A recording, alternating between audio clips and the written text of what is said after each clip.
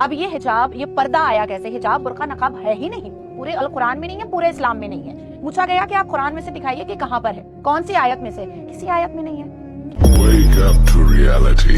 اے پیغمبر صلی اللہ علیہ وآلہ وسلم، اپنی بیویوں اور بیٹیوں اور مسلمانوں کی عورتوں سے کہہ دو کہ باہر نکلا کریں تو اپنے چہروں پر چادر لٹکا کر گھونگھٹ نکال لیا کریں۔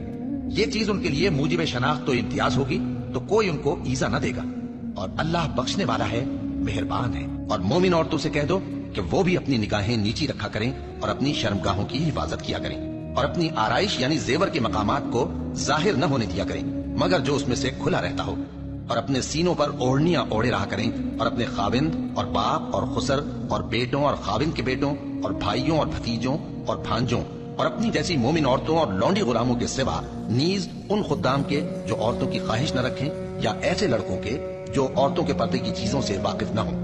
غرض ان لوگوں کے سوا کسی پر اپنی زینت اور سنگھار کے مقامات کو ظاہر نہ ہونے دیں، اور اپنے پاؤں ایسے طور سے زمین پر نہ ماریں کہ جھنکار کانوں میں پہنچے اور ان کا پوشیدہ زیور معلوم ہو جائے۔